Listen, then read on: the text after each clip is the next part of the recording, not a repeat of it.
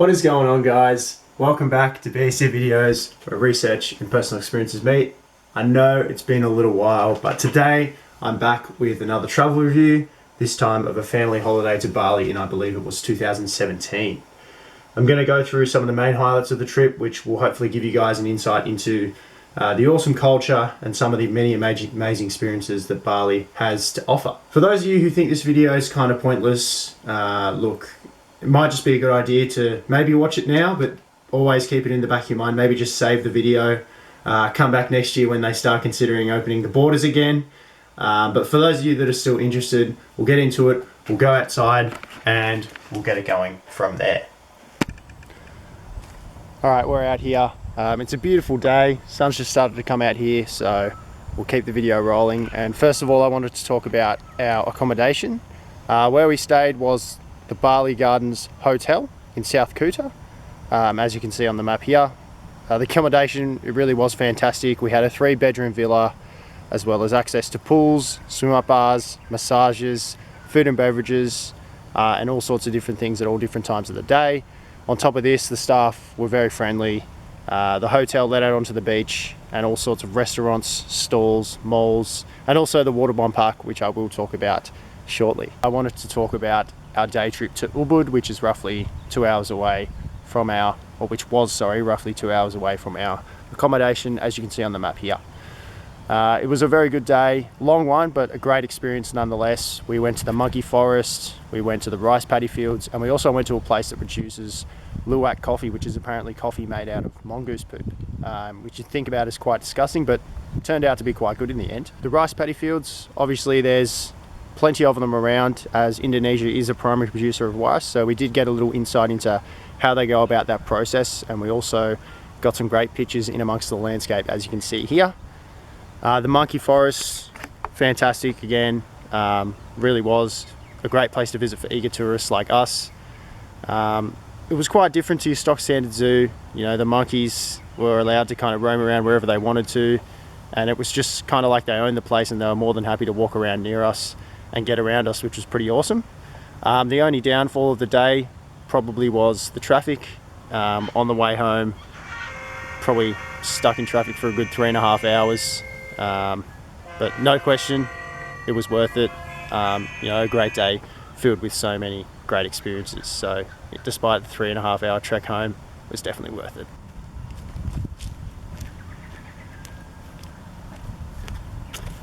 Alright, so next I wanted to talk about the water bomb park, which is literally right across the road from our accommodation at the Bali Gardens.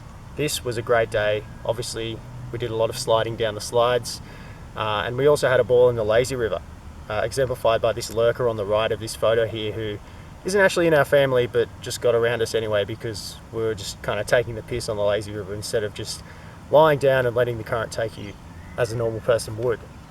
This park has plenty of places to sit, you know, food and beverage options, and also a great mix of thrill and chill. So, you know, I think it's definitely got Wet n Wild, Jamboree, you know, Big Splash, any park around here covered. So highly recommend that you get there if you do go to Bali at some point. Alright, so the next highlight was a very cultural experience, and to be honest, a little bit crazy, but something that was really great to be in the flesh of. One day we decided to go down Poppy's Lane, which is a popular place to shop on the island. This was far from your Western developed country style of shopping, but rather it was in your face, full on, and at times just ridiculous. However, you know, it was testament to their situations. You know, obviously they're just trying to sell as much as possible and give themselves and their families the best shot in life. 99% of shops didn't really have set prices on any of their items, so a lot of it was about bartering, and a lot of discussion. Obviously they just wanted to try and get as much money as possible from the items, so good on them, I guess. But it was, you know, pretty full on. One shop we went to, from memory, we went to a shop, a nice little sports shop actually, was selling tennis balls, which we unfortunately forgot to pack on the plane in our suitcases. We needed a ball to throw around on the beach and also in the pool. So we went there, we tried to get a 4-pack of tennis balls, and they were trying to sell it to us for 200,000 rupiah, which is roughly $20 Australian for this ordinary 4-pack of Australian tennis balls. really terrible quality. In the end, we managed to get it down to $5. I think we were still paying overs, but pretty good bartering from us in the end. Initially they wanted 20 bucks and we ended up going away with just the $5. Still paying overs, but not too bad. There was one shop though that did have set prices. This was called Lisa's shop. I vividly remember it. It was their little motto was fixed prices, no bullshit, which was, well, I mean, we thought was pretty clever. Obviously Lisa had done her research into the tourist culture and, you know, the way we shop, and it was quite busy in there, and obviously people probably appreciated the fact they didn't get ambushed every time they were walking around, or, you know, if they hesitated a little bit, people would, you know, literally pull them into their shops. So yeah, an incredible experience nonetheless. Pretty crazy, like nothing you'd expect here in Western culture, and obviously I wouldn't take it back. Another funny moment was when John and I, my brother, walked past a travel worker on the way to dinner. He literally shouted out, "It's Justin Bieber! It's Justin Bieber!" And we're like looking around like, where? Like, there's no way Justin Bieber's here. Anyway, little did we know, he was actually talking to us. Turned out we had a great chat and we got an elite photo with him here, as you can see. So that was quite funny. Obviously we don't really look that much like Justin Bieber, but he obviously saw the waves in our hair and thought, oh, it's Justin Bieber and his clone. So no, that was quite funny. This guy was also testament to the people in Bali, you know, very friendly, very talkative, so easy to get along with.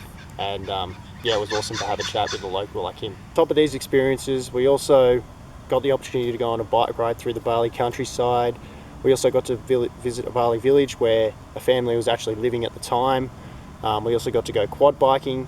We also got to witness a traditional Balinese dance, and we also got some great time to relax, obviously on the beach and by the pool. I'm sure there were many more experiences, but essentially it was a great trip, and highly recommend Bali, and hope it's given you a little bit of travel inspiration and some insight into what Bali's like and what it has to offer. So with all that being said, I think I'm going to wrap the video up here.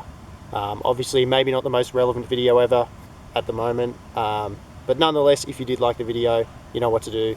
Don't hesitate to give it a big thumbs up.